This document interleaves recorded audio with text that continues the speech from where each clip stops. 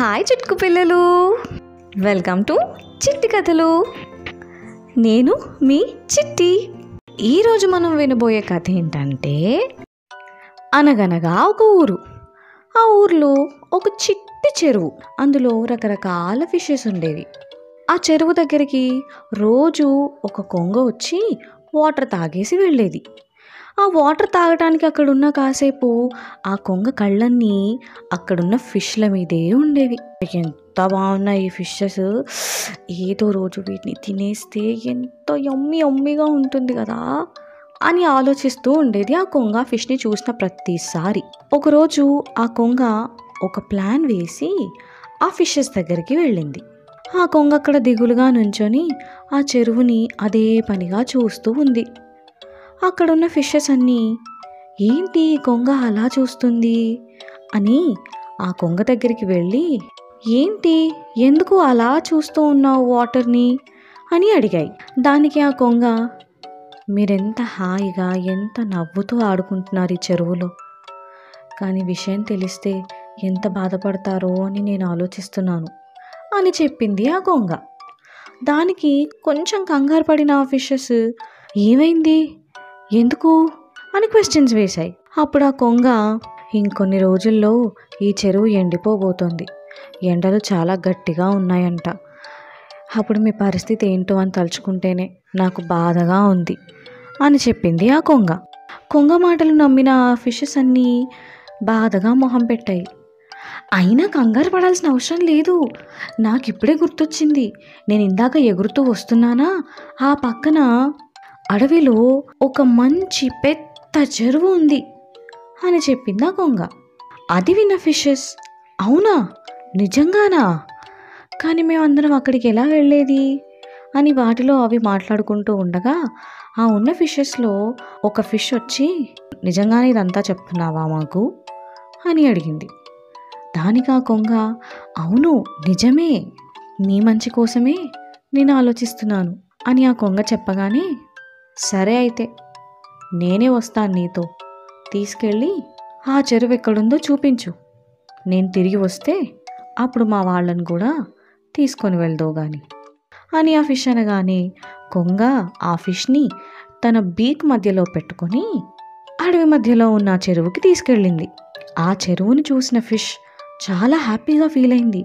అబ్బా ఎంత బాగుంది, ఎంత పెద్దగా ఉంది ఈ చెరువు, చుట్టూ చెట్లు, ఎంత బాగుందో, నువ్వు చెప్పింది నిజమే మిత్రమా, ఇది చాలా పెద్దదిగా ఉంది, మా వాళ్ళందరికీ చాలా నచ్చుతుంది ఈ చెరువు అని చెప్పి అక్కడి నుంచి కొంగ ఇంకా ఫిష్ మళ్ళీ వాటి పాత చెరువు దగ్గరికే వచ్చేశారు. ఈ ఫిష్ని చూసిన మిగతా ఫిషెస్ అన్నీ, ఎలా ఉంది అక్కడంతా బాగుందా, నిజంగానే చెరువు ఉందా అలా అన్ని క్వశ్చన్స్ వేస్తూ ఉంటే, అవును నిజంగానే చెరువు ఉంది, అది ఎంత బాగుందో, మనందరం హ్యాపీగా జీవించవచ్చు అక్కడ అని ఆ పెద్ద ఫిష్ చెప్పగానే, పద అయితే వెళ్దాం ఇప్పుడే అని కొంగని కంగారు పెట్టాయి మిగతా ఫిషెస్. దానికి ఆ కొంగ, ఇంతమందిని నేనైతే తీసుకెళ్ళలేను, రోజు ఒక్కళ్ళనంటే తీసుకెళ్ళగలను అని చెప్పటంతో ఆ దొంగ కొంగ మాటలు నమ్మిన ఫిషెస్ అన్నీ సరే అన్నాయి. మాట్లాడుకున్నట్టుగానే ఆ కొంగ రోజుకొక ఫిష్ని తీసుకెళ్ళటం స్టార్ట్ చేసింది. ఆ చెరువు చూసొచ్చింది కదా ఒక ఫిష్, అదే ఫస్ట్ వెళ్ళింది. గాల్లో ఎగురుతూ ఉండగా కొంగ మొదటిసారి తీసుకెళ్ళిన వైపు కాకుండా ఇంకొక సైడ్కి తీసుకొని వెళ్ళింది. హే ఆగు, మొన్న మనం లెఫ్ట్కి వెళ్ళాం కదా, ఇప్పుడేంటి రైట్కి వెళ్తున్నావు నువ్వు అని అడిగింది ఆ ఫిష్. దానికి కొంగ, చెప్తా అని ఒక కొండపైకి తీసుకెళ్ళి ఆ ఫిష్ని అక్కడ పడేసి, నేనేమి మిమ్మల్ని కాపాడటానికి తీసుకురాలేదు, నా ఆకలి తీర్చుకోవడానికి తీసుకొచ్చుకుంటున్నాను, మిమ్మల్ని నమ్మించాలి కదా, అందుకే ఆ రోజు నీకు ఆ చెరువు చూపించి మోసం చేశాను అని చెప్పి ఆ ఫిష్ని తినేసిందా కొంగ. ఇలా రోజుకొక ఫిష్ని తీసుకెళ్ళి అలా తింటూ ఉంది. కొన్ని రోజులకి ఆ చెరువులో ఫిషెస్ అన్నీ అయిపోయాయి. ఒక్క క్రాబ్ మాత్రమే మిగిలింది. ఆ క్రాబ్ వంతు రానే వచ్చింది. ఇంకా నువ్వే మిగిలావు మిత్రమా, వెళ్దామా అని అడిగింది ఆ కొంగ.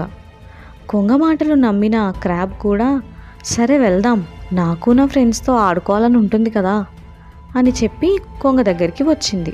మిత్రమా, నువ్వు నన్ను ఫిషెస్ లాగా నీ నోట్తో పట్టుకోలేవు, ఎందుకంటే నా బాడీ చాలా హార్డ్గా ఉంటుంది కదా. ఒక పని చేద్దామా, నేను నా చేతులతో నీ మెడని పట్టుకుంటాను, అప్పుడు నువ్వు నన్ను తీసుకెళ్దువు కానీ అని ఆ క్రాబ్ అడగగానే వల్లో పడింది ఈ క్రాబ్.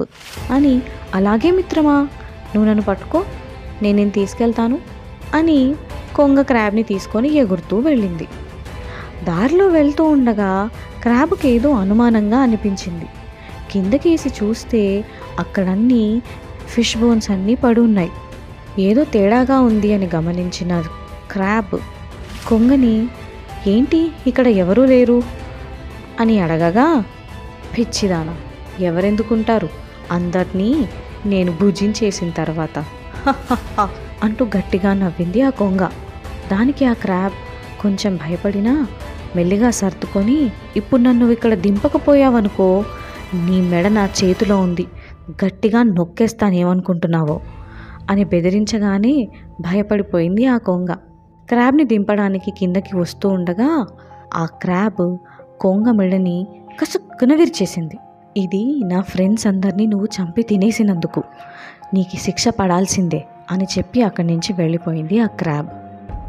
ఈ స్టోరీని బట్టి మనకు అర్థమైంది ఏంటి, మనకి మంచి చేస్తాము అని వచ్చిన ప్రతి వాళ్ళు మంచివాళ్ళు కాదు. అర్థమైందా? ఇది ఇవాల్టి చిట్టి కథ.